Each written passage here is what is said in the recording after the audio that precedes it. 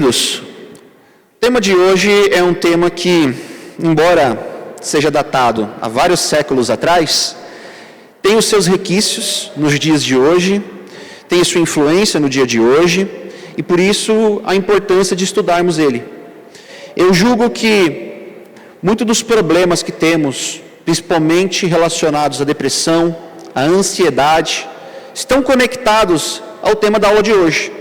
E é uma das coisas que eu quero mostrar ao longo dessa aula com vocês. Eu separei aqui um versículo que vai falar basicamente a consequência lógica de você assumir o niilismo. Mas calma, eu ainda vou explicar o niilismo em mais detalhes. Vamos para o versículo. Se como homem combatia em Éfeso contra as bestas, que me aproveita isso se os mortos não ressuscitam? Ou seja, se como propósito tive esse sacrifício por Cristo, de que adianta todo esse sacrifício que eu tive pelo Evangelho, se minha vida se limita a essa terra, se não tem ressurreição, se eu não fui criado para algo eterno? Bom, sendo assim, comamos e bebamos, que amanhã morreremos. Se a nossa vida se limita apenas a essa terra, se não existe um propósito eterno, comamos e bebamos, aproveitemos os prazeres dessa terra ao máximo que pudermos. É uma consequência que Paulo, antes mesmo do termo niilismo sequer ser cogitado, já adiantava. Se assumirmos que a nossa vida não tem um propósito eterno, comamos e bebamos, que amanhã morreremos. Pois bem, então o que de fato é niilismo? O niilismo, esse termo, ele vem do latim nihil, que significa nada. E de fato o niilismo, ele traz a ideia de nada, de sem propósito, de sem algo intrínseco, sem algo inerente à nossa existência aqui como um propósito. O ser humano, ele não tem um propósito definido ao nascer. Se a gente assume algum propósito ao longo da nossa vida, isso é algo pessoal, é algo criado por você. Então, vamos pegar o contexto cristão. Se nós, enquanto cristãos, assumimos Deus como nosso propósito, uma escolha pessoal da nossa parte. E isso não é um valor intrínseco, isso não é um valor que podemos dizer ser posto por uma entidade superior. Para o niilismo, nós nascemos sem pré-definição moral, então não existe um certo absoluto, nenhuma verdade absoluta, e também não existe um propósito definido, pré-estabelecido. O niilismo, assim como outras correntes filosóficas que nós estudamos aqui, também surge a partir de influências da Revolução Francesa. É claro que, se nós formos observar os primeiros vestígios de niilismo na história, vamos datar o século V, muito antes da Revolução Francesa, porque essa ideia do ser humano estar na Terra sem um objetivo específico é muito anterior à Revolução Francesa. Mas por que eu coloquei como o niilismo sendo um dos filhos, por assim dizer, da Revolução Francesa? Porque é após a Revolução Francesa, em um período em que a Europa estava numa crise moral, numa crise religiosa, que a ideia do niilismo ganha força. Um homem, esse Friedrich Nietzsche, ele é considerado o pai do niilismo. E ele vem após esse período de Revolução Francesa, embora ele não tenha vivido a Revolução, mas ele vem após o período, em um período em que a Europa tinha essa crise moral, tinha essa crise religiosa, muito forte. Nós estudamos o positivismo algumas semanas atrás, e como eu mostrei no positivismo, a ideia de religião era também questionada. A ideia de você ter um certo absoluto era questionada. E como uma consequência, o niilismo ele vem e fomenta ainda mais essa ideia. Agora, não só de uma verdade absoluta, mas de um propósito. O ser humano não nasce com um propósito pré-estabelecido. Então, quem foi esse Nietzsche que sistematizou o niilismo? Bom, um alemão, nascido de pais luteranos, e aí tem uma curiosidade, porque quando nós falamos de alguém que se opôs tanto à fé, que se opôs tanto a valores cristãos, pensamos, deve ter sido um filho de algum ateu, deve ter sido alguém que não teve contato profundo com a religião, mas pelo contrário, boa parte desses filósofos que nós estudamos e que estamos estudando, eles tiveram um contato com a religião. Foi o caso de Nietzsche. Nietzsche ele teve esse contato religioso logo cedo, com os seus pais, o pai dele, um professor luterano, Mas o pai dele morre cedo. E, pelo que os historiadores dizem, a morte do pai teve um impacto muito significativo na vida de Nietzsche. Nietzsche, a partir de então, ele passa a ter uma postura, vamos dizer assim, mais agressiva à ideia de Deus. Aquela frase famosa, Deus está morto, nós o matamos, é uma frase também atribuída a Nietzsche. Está em seus escritos. Então, assim, note que era alguém que tinha uma postura diante da religião bem agressiva. Nietzsche via a moral cristã como uma moral de escravos, que impedia o ser humano de se libertar e de se afirmar plenamente. Então, assim, para Nietzsche, a religião, sobretudo a religião como nós vemos hoje, uma religião pautada na Bíblia, pautada em doutrinas, era tão somente um meio criado pelo ser humano a fim de escravizá-los, a fim de manter um controle social. Então, a religião era criada por alguns líderes a fim de se ter um controle, de se ter uma ordem social. E não só isso, não só a religião. Olha só como que o niilismo foi além. Para o niilismo, até mesmo as leis, como a lei de não matar, a lei de não roubar, essas leis também são convenções sociais. Você não pode afirmar que tais leis têm um valor intrínseco nelas, tem um valor que precede ao ser humano. Não, essas leis, elas foram convenções sociais para se manter uma ordem social. Em outras palavras, se nós estivéssemos em uma ilha cujas leis não estivessem submetidas às leis do Brasil, não haveria problema nenhum em assassinato, em roubo. Porque não há um mal nisso. Isso quem atribui como ruim, como mal, somos nós enquanto sociedade. Bom, ele teve uma vida complicada, e no término de sua vida, você pode ver que a filosofia dele é bem maluca, e o término da sua vida não foi diferente. Ele foi diagnosticado com demência. E a causa exata de sua loucura ainda é incerta, mas suspeita-se de sífilis ou de alguma doença degenerativa. Então, assim, o Nietzsche, resumindo, ele era alguém, de certa forma, perturbado, mas que escrevia muito bem. E nós devemos lembrar que, naquela época, uma boa escrita, uma boa influência literária, seria equivalente a um influenciador nos dias de hoje, que tem ali uma rede social, só que com um poder muito maior no passado, porque, diferente dos dias de hoje, que a informação ela é produzida em massa, naquele período você não tinha essa produção em massa. Então, quando um escritor se destacava com ideias, entre aspas, revolucionárias, essas ideias muitas das vezes firmavam. E foi o que aconteceu. Nietzsche conseguiu ter um reconhecimento para essas ideias, conseguiu popularizar essas ideias de certa forma. Pois bem, vamos entender melhor então essa questão do niilismo, dos seus pressupostos. Para o niilismo não há um significado universal, como eu falei, para a existência humana. Qualquer sentido é subjetivo. Então, como eu disse para vocês, para o niilismo não existe essa do homem nascer com um propósito. Se você, por um acaso, descobrir um propósito para a sua vida, parabéns. É uma escolha sua, mas você não pode afirmar que o homem nasce com o propósito de glorificar a Deus e de se alegrar em Deus. Não para o niilismo. O bem e o mal, como eu falei, também não pode ser encarado de forma objetiva. A moralidade, ela é conforme a cultura. Essa ideia de moralidade ser conforme a cultura é presente nos dias de hoje. Na faculdade é muito comum os nossos professores, eles olharem para outras culturas que violentam mulheres, culturas que têm um pensamento mais radical e falar que nós não podemos julgar essas culturas, porque bem e o mal são subjetivos. Para aquela cultura, algo que a gente considera mal é bom. Então nós não podemos ser precipitados em julgá-las.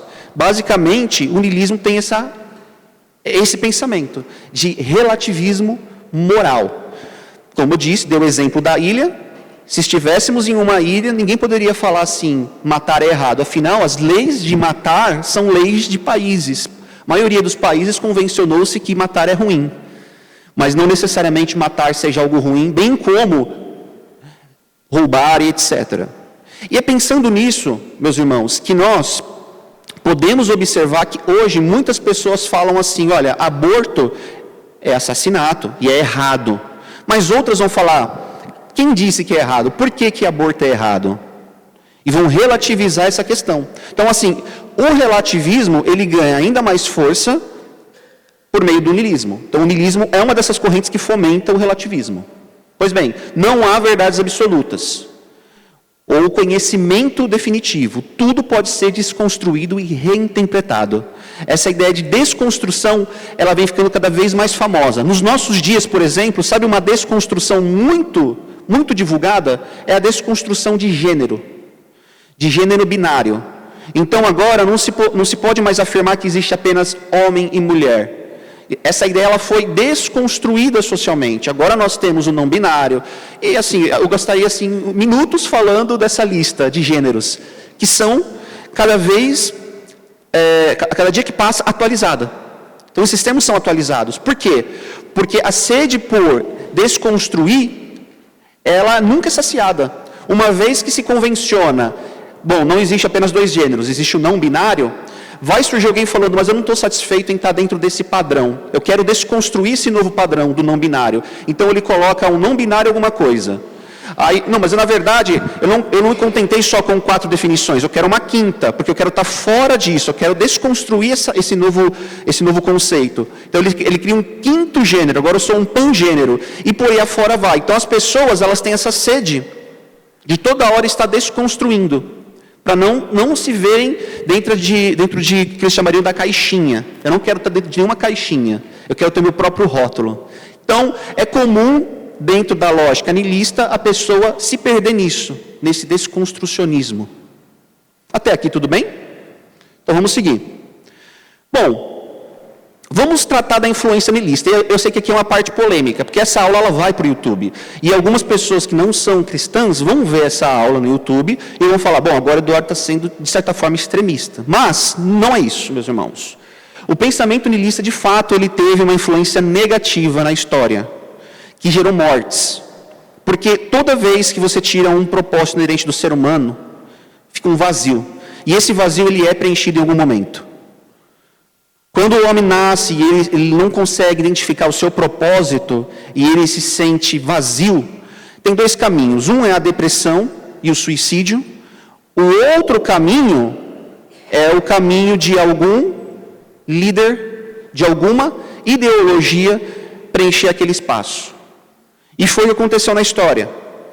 Ideologias totalitárias surgiram com uma roupagem religiosa. Dentre elas eu citei 2, o comunismo e o nazismo, que, embora o nazismo tivesse elementos do cristianismo presentes nele, esses elementos do cristianismo não opunham aos ideais nazistas, eles não se opunham. Então, os nazistas eles conformavam a Bíblia à sua ideologia. Já o comunismo não. O comunismo ele afastava qualquer tipo de opositor. E ele via o cristianismo como um opositor. E ele assumia esse espaço nas pessoas, em seus valores. Então, de certa forma, podemos sim inferir que o nazismo e o comunismo foram favorecidos pela ideologia niilista, que trouxe esse vazio nas pessoas e que proporcionou a essas ideologias ocuparem esses espaços e a darem um sentido para a vida das pessoas. O sentido da nossa vida enquanto alemão é combater judeus, é combater tudo aquilo que se opõe ao nosso regime. Nós somos a raça pura, nós que devemos ter a hegemonia global. A mesma coisa o comunismo. O comunismo também tinha os seus ideais de colocar a classe trabalhadora contra a burguesia, ocupar os meios de produção, e por aí afora vai, sempre criando-se um inimigo em comum para aquela sociedade, criando-se um diabo, por assim dizer, e apresentando um redentor, que na maioria das vezes é representado pelo líder. Hoje, se alguém visitar a Rússia, que vai ser improvável, haja visto o contexto atual da Rússia, verão na Rússia estátuas de seus antigos líderes, várias estátuas, uma espécie até de religiosidade sendo externada por meio dessas estátuas. A mesma coisa, se visitássemos a Coreia do Norte, qualquer tipo de referência jocosa ao seu líder resultaria na sua imediata prisão. Porque para esses países comunistas o líder se tornou a divindade, e eles levam isso a sério. O niilismo, ele então fortaleceu outra coisa muito ruim. Tão ruim quanto esses regimes totalitários, que foi o quê? O secularismo. Por que eu digo tão ruim quanto? Porque alguém pode pensar, bom, mas o secularismo, que é interpretado hoje como progressismo, não mata pessoas, como matou o comunismo e matou o nazismo. Mas esse é um ponto equivocado, meus irmãos, porque o progressismo mata sim, mata bebês no útero de suas mães. O progressismo, ele desestabiliza sociedades, faz com que sociedades percam seus valores e se vejam totalmente desconstruídas. O secularismo, ele destrói famílias, então, ele faz com que a sociedade rua de dentro, ali internamente, ela imploda, é o termo correto. Então, é um inimigo também muito forte e que ganhou força muito por conta dessa ideologia, dessa filosofia niilista. Pois bem, outro ponto é o ceticismo radical e a descrença na existência de um propósito maior, resultando, como disse, em suicídios e em depressão. Então, uma das coisas que o niilismo fez, embora muitas das pessoas que hoje tenham depressão nem sequer saibam o significado de niilismo, mas uma das coisas que o niilismo fomentou na sociedade ao longo dos anos foi justamente isso, de desacreditar propósito na vida das pessoas, de tirar essa ideia de que o homem nasce com um propósito eterno, de glorificar a Deus, de alegrar em Deus, de ter em Deus sua esperança. O niilismo tira isso e faz com que muita gente, uma vez que isso foi tirado, sofra daquela primeira consequência que eu falei, que é a ansiedade, que é a depressão. Porque uma vez que o ser humano ele compreende que o seu propósito é além dessa terra, ele vive como Paulo viveu. Paulo viveu perseguido, Paulo falou que lutou contra bestas em Éfeso, Paulo foi aprisionado, Paulo não viveu o luxo que teólogos da prosperidade vivem nos dias de hoje, se consideram apóstolo, pelo contrário, Paulo foi perseguido e sofreu muito, mas Paulo não entrou em ansiedade e depressão, porque ele sabia que o propósito dele estava além dessa vida. E aqui eu abro um parênteses para dizer que não necessariamente toda depressão, toda ansiedade está ligada a essa falta de propósito de espiritualidade. Temos outras questões ligadas a isso, mas, sim, muitas causas de depressão são ligadas a isso. Tá bom? Então vamos seguir. Niilismo e cristianismo. Ao afirmar que não há fundamentos morais objetivos, o niilismo, então, ele incentiva o relativismo, a perda do senso de certo e errado e o desprezo pelos princípios bíblicos. É claro que, uma vez que nós assumimos o niilismo, nós não podemos olhar para a Bíblia da mesma forma. Se o niilismo relativiza tudo, quando nós olhamos para a Bíblia, nós não temos um livro de sugestões de vida. A Bíblia não é um livro que sugere como você deve viver. A Bíblia não é um livro que especula de como seria Deus, que dá opiniões da vontade de Deus. A Bíblia não é isso. A Bíblia está cheia de valores que ela apresenta como valores universais, de verdades que são apresentadas como verdades absolutas, ou seja, um total contraponto ao niilismo. E é justamente por isso que, quando essa ideologia, essa filosofia ganhou força, por outro lado, você teve esse enfraquecimento da ortodoxia cristã. O niilismo ele impulsionou o afastamento da sociedade dos valores cristãos. Como eu falei, houve uma desvalorização daquilo que a Bíblia sempre apresentou como um valor sagrado. As pessoas então passaram a ser mais materialistas. Afinal, se tudo se resume a essa terra, vamos aproveitar essa terra. Vamos aproveitar os prazeres dessa terra. E eu até coloquei que uma das consequências foi justamente o chamado hedonismo, que é um termo nem tão conhecido assim, mas o conceito é bastante conhecido. E qual que é o conceito de hedonismo? O conceito de hedonismo é: vamos aproveitar ao máximo. A felicidade está no prazer. O certo está em você ser feliz e você ter o prazer. Então o hedonismo, em poucas palavras, ele teve uma influência não só na sociedade, que passou a ter mais libertinagem, as pessoas passaram, por que eu vou lutar por um casamento que é algo tão trabalhoso, que é algo tão infeliz muitas das vezes, se eu posso separar, começar um novo casamento e assim ser feliz, que eu mereço? Por que eu vou me esforçar tanto, trabalhando, ganhando pouquinho, se eu posso ter algum trabalho desonesto e ganhar muito mais? Se eu posso enganar pessoas e ter muito mais dinheiro enganando pessoas. Então, essas foram as consequências do hedonismo na sociedade. Mas e na religião? Na religião também ele teve consequências. Se eu me sinto bem tendo dança no culto, qual é o problema disso?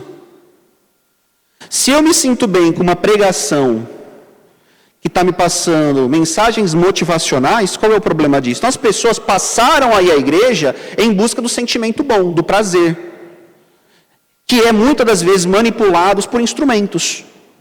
Porque se vocês forem numa boa apresentação musical, provavelmente vão sentir emoções semelhantes àquelas que vocês sentiriam indo numa igreja neopentecostal, com uma boa banda também.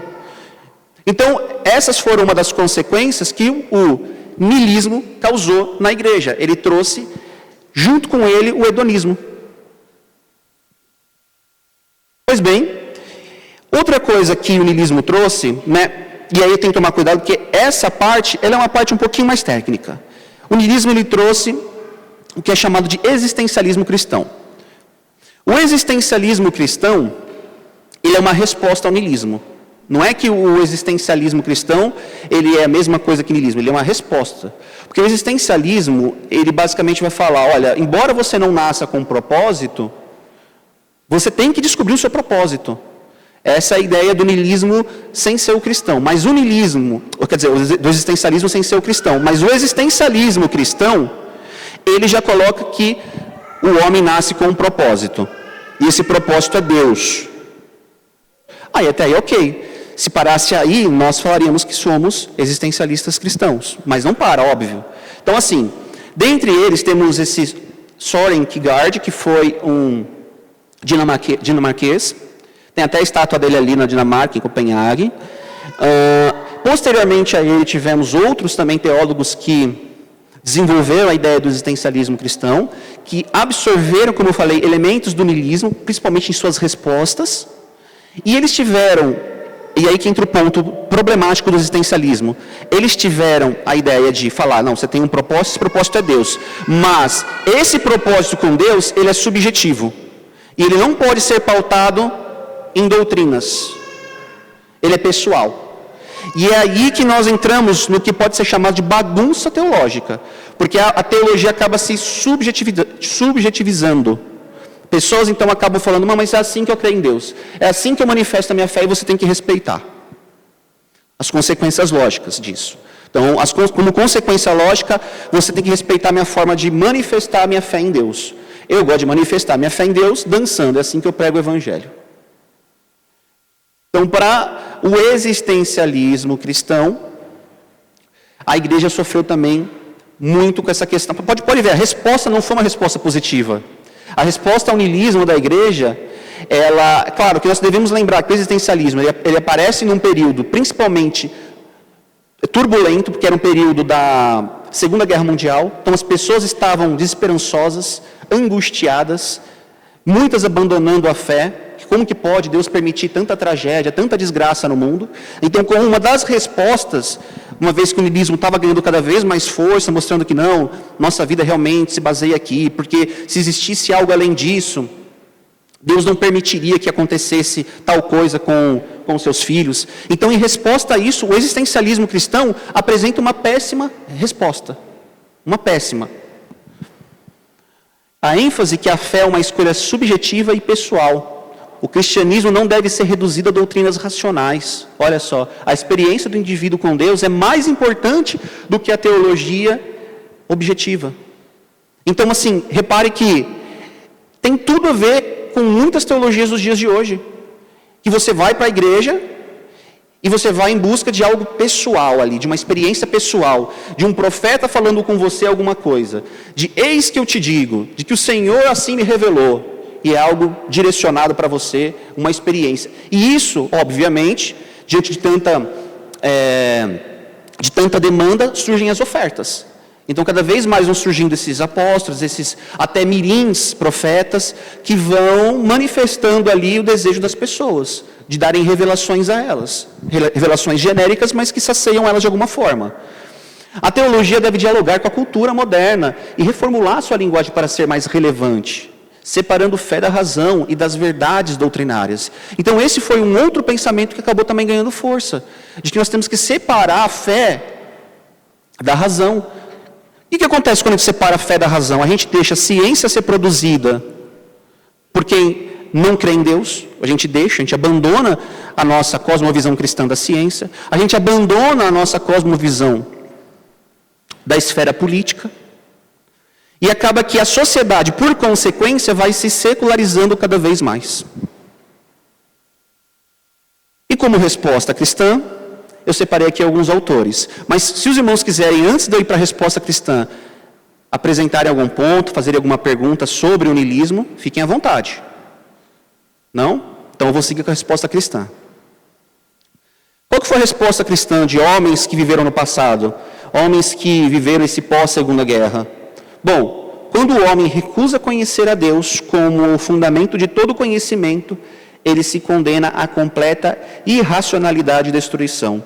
O existencialismo é apenas o grito de desespero daquele que tenta encontrar significado fora da revelação divina. Vixe, aí já pararia a aula, porque aqui já resumiu tudo. Aqui ele primeiro mostrou as consequências de você assumir o niilismo, e depois ele mostra como a resposta ao niilismo, sendo mal executada pelo existencialismo cristão, só traz angústia, só representa um grito desesperado, que na verdade não é uma resposta definitiva. Que a resposta definitiva a gente vai ver no final. Qual que é a resposta definitiva ao niilismo? Não é o existencialismo. Bom, o homem moderno abandonou a verdade objetiva e vive em um mundo de fragmentação, onde a fé se torna apenas um sentimento sem base na realidade. Decorem isso. A fé se torna um sentimento sem base na realidade. O existencialismo cristão se tornou um novo misticismo, divorciado da verdade bíblica. Isso tem nome nos dias de hoje, é neopentecostalismo, por exemplo, que é justamente esse divórcio das Sagradas Escrituras. Ah, mas a Bíblia fala isso. Peraí, mas eu vivenciei outra coisa. Mas eu tive essa experiência, eu sonhei.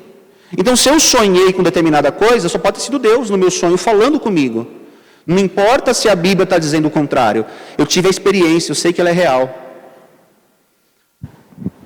O niilismo é uma admissão da falência filosófica. Se tudo é sem sentido, e agora falando propriamente do niilismo, né? Então, se tudo é sem sentido, então até a afirmação, tudo é sem sentido, é sem sentido. O cristianismo é a única resposta verdadeira, porque Deus é a fonte da verdade e do propósito. Deus é a fonte da verdade e do propósito. Não vamos parar apenas nos autores, meus irmãos, e ainda para a parte final desse estudo, eu quero mostrar para vocês como encarar isso biblicamente. Qual é a resposta bíblica para tudo isso que nós vimos sobre niilismo apresentando falta de propósito, de significado, de verdade, de valores morais.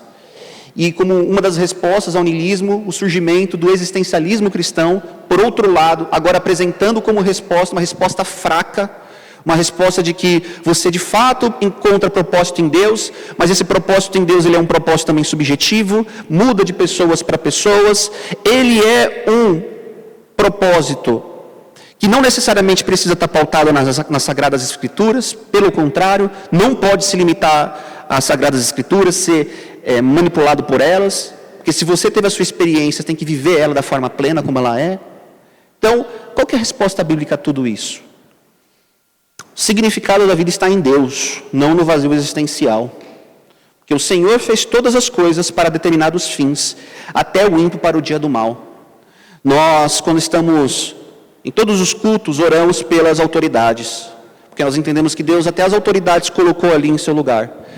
Quando nós temos uma autoridade, um governador corrupto, um governador que age de forma opressiva ao seu povo, devemos lembrar do faraó do Egito, que também fazia isso, que também era um tirano, que também era alguém que matava, inclusive o povo de Deus, mas o que Deus vai falar por meio de Paulo, Romanos 9, que até mesmo Faraó fez parte de um propósito, foi criação de Deus para aquele propósito, foi colocado como um propósito de Deus.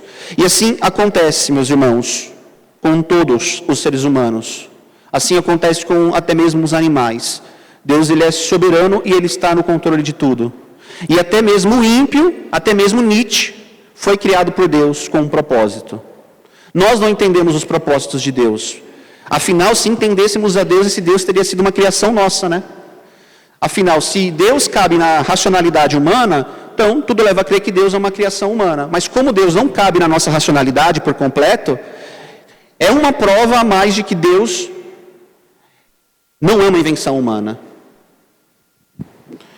A verdade não é subjetiva, então ela não é pessoal a verdade, mas ela é revelada por Deus. A verdade ela não é nem subjetiva, ou seja, ela não é uma criação individual e nem uma criação coletiva.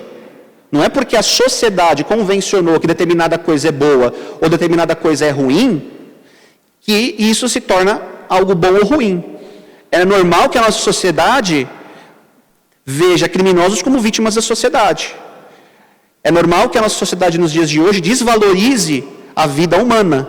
E como é que é a desvalorização da vida humana? É quando as penas para homicídio, por exemplo, são penas frouxas. Afinal, a pessoa, ela matou alguém, vamos dar 5, 6 anos de cadeia para ela. Então 5, 6 anos em reclusão compensa a morte de um ser humano, o derramamento de sangue de um ser humano? Então isso já é uma desvalorização da vida humana. A verdade, para a nossa sociedade, pode ser uma, mas não necessariamente essa é a verdade de Deus. Essa é a verdade absoluta. A realidade não é um caos, mas um plano providencial. Sabemos que todas as coisas contribuem juntamente para o bem daqueles que amam a Deus, daqueles que são chamados por seu decreto.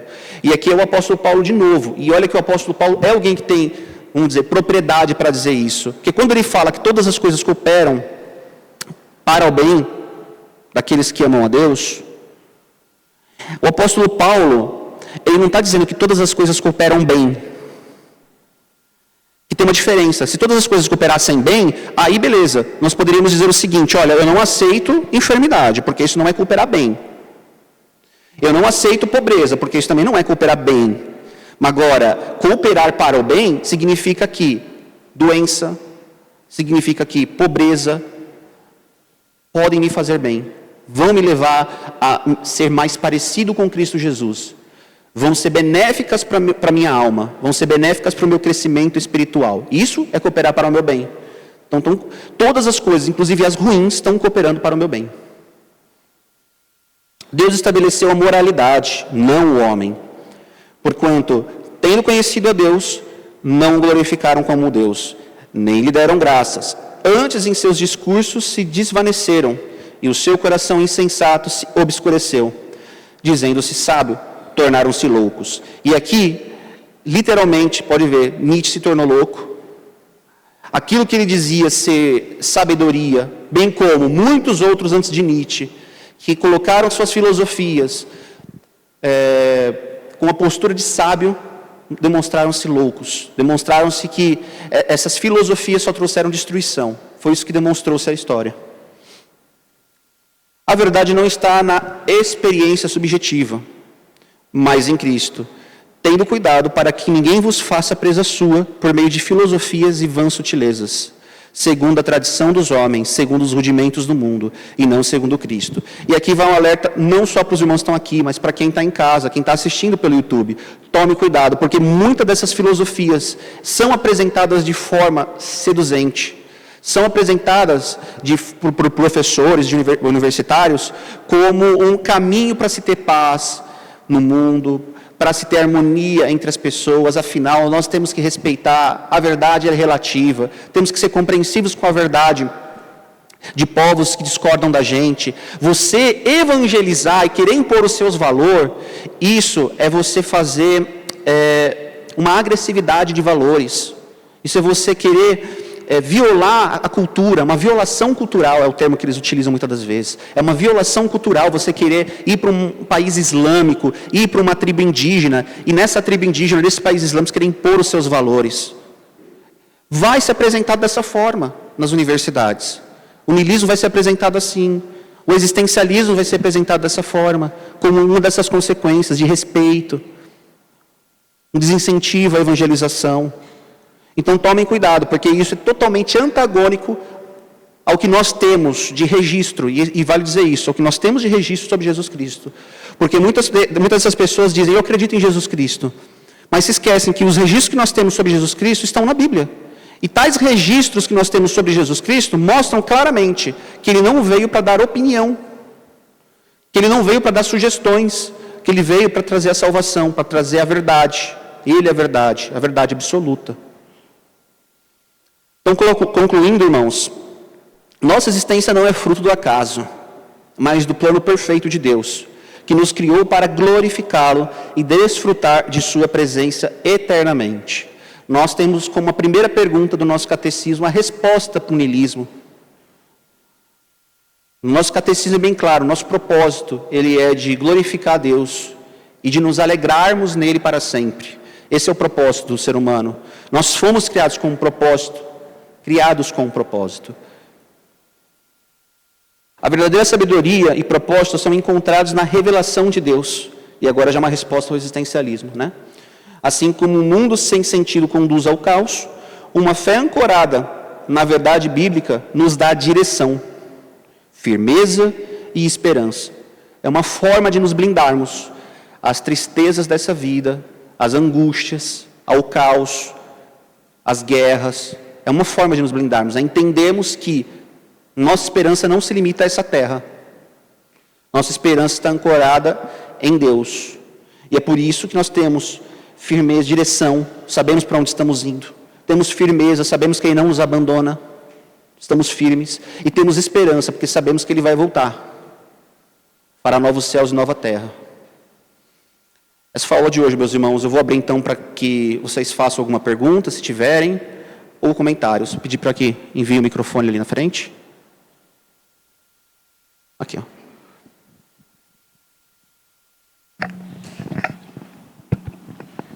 Ô, irmão, eu tenho uma pergunta mais ligada ao campo universitário. Nas universidades públicas, por exemplo, tem muitas pessoas ali que são cristãs e para fazer essa parte da evangelização, por exemplo, duas coisas acontecem. Ou você se isola, né, você fica quieto ali diante de muitas coisas que acontecem ali no campus universitário, ou então você começa a evangelizar. Se você começar a evangelizar, você vai sofrer retaliações, né? Enfim, vai ter protestos, vai ter outras coisas, e inclusive conheço casos que teve pessoas que foram até expulsas. Seja por excesso, às vezes a pessoa está querendo evangelizar, ela se excedeu e acabou falando alguma coisa que a comunidade ali universitária não aceitou. Então, neste caso, como é que deveria se proceder? Porque você tem um lado também, você tem a sua formação.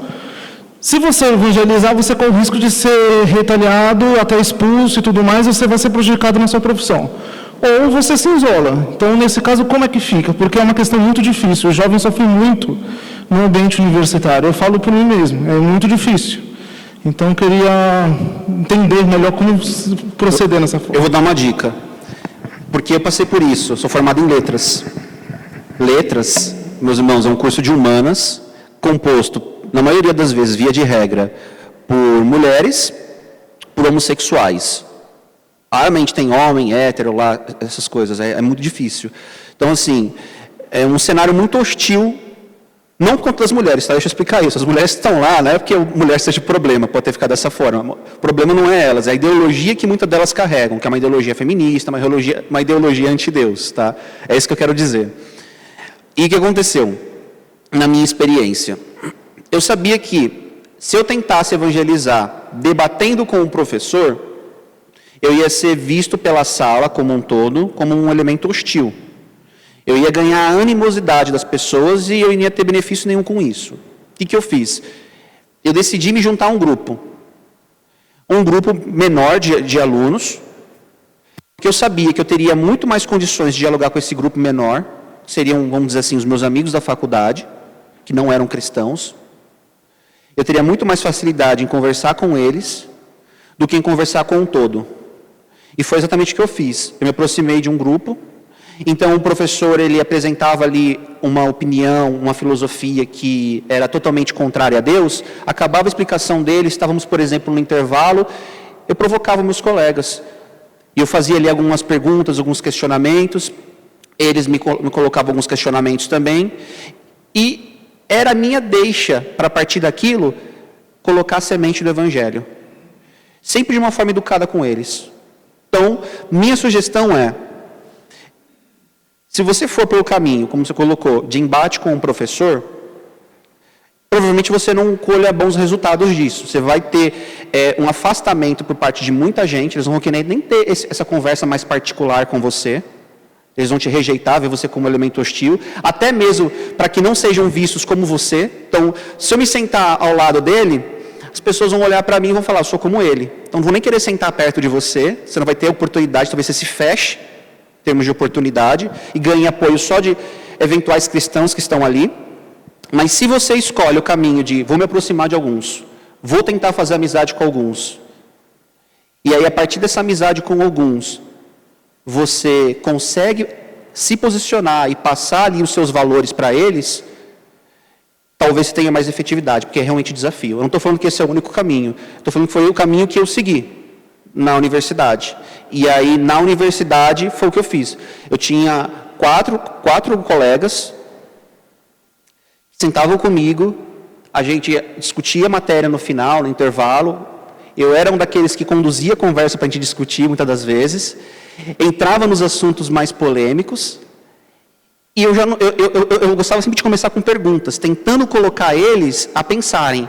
E aí, a partir do momento que eles iam dando as respostas, eu ia colocando, mas será que não? E aí eu colocava a minha versão, colocava, na maioria das vezes, um ponto de vista cristão.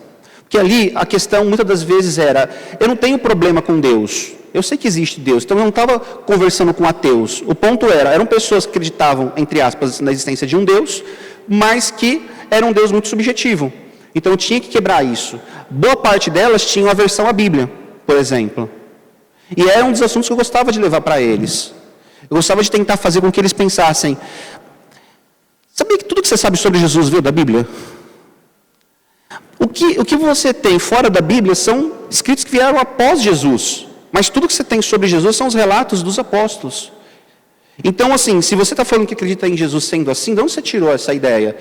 Eu gostava de entrar nessas linhas, mas sempre de forma educada com eles, até porque eram colegas e eu tinha mais liberdade para fazer isso, e até mais calma, porque quando você faz um tipo de manifestação pública, é como acontece uma coisa, que eu já presenciei. Você começa falando, você é interrompido por 2, por 3, e aí você perde a voz e você nem consegue concluir. Certo? Mais alguma pergunta? Ou a Sara, por gentileza.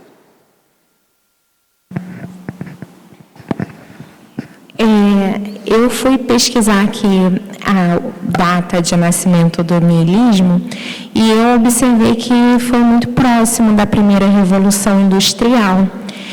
Apesar de eu não achar que essa foi a intenção de Nietzsche, mas esse pensamento que elimina a abstração e a busca pela transcendência do ser humano me parece muito conveniente para a consolidação do sistema capitalista. E aí eu fiquei pensando, lembrando das outras aulas sobre feminismo também, que nasceu ali próximo da Revolução Industrial, e refletindo sobre como as pessoas que adotam esse posicionamento hoje acham que estão sendo subversivas ao sistema capitalista e ao império do capital no mundo, mas, na verdade, elas são instrumentos muito interessantes para os donos do capital, tendo em vista que, como consumidores e como trabalhadores, pessoas que estão ali puramente interessadas no materialismo e acham que a vida não tem um sentido último, elas são pessoas que estão... A gente, como cristão, estando contente em Deus e não amando a matéria, a gente não é muito interessante para o sistema capitalista. É uma coisa que você falou, é verdade, né? E a gente tem que considerar. As pessoas são influenciadas pelo contexto que estão inseridas. Então, Nietzsche não chegou àquelas conclusões à toa. Havia movimentos ocorrendo na Europa que levaram ele àquele pensamento.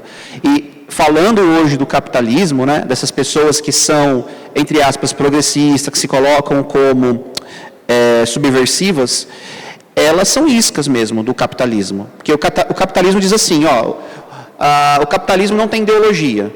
Mas é mentira, o capitalismo tem a ideologia do lucro. Se dá lucro, tá ok. Essa é a ideia do capitalismo. Então ele se aproveita de todos os grupos. O grupo LGBT está em alta, vamos aproveitar para vender a esse público. É o público feminista, vamos aproveitar. Então você tem mercado de estética ganhando muito dinheiro com isso, clínicas cirúrgicas, empresas da moda. Então, assim, vários setores capitalistas aproveitam essa alta, por assim dizer, do mercado progressista, entre aspas, subversivo, para ganhar dinheiro, e essas pessoas que se acham fora dos sistemas, acabam entrando nesse sistema capitalista de um jeito ou de outro. Então, comentando o que você acabou de dizer, eu acho que é isso mesmo. Alguém mais tem alguma coisa a acrescentar?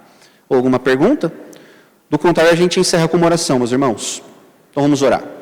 Santo e querido Deus, nós te agradecemos por essa aula, te agradecemos pela manhã que o Senhor nos proporcionou, e te somos gratos porque o Senhor tem nos alimentado com a Tua palavra, tem nos instruído e nos ensinado o caminho que devemos seguir, nos dado propósito para a nossa existência. Somos gratos, meu Deus, porque o Senhor não nos abandona. E pedimos ao Pai que o Senhor continue abençoando o nosso domingo, continue a nos dar do Teu alimento, nos edificando, fazendo com que nós terminemos esse dia preparados para viver a nossa semana, Santo Deus. É em nome de Jesus que oramos. Amém.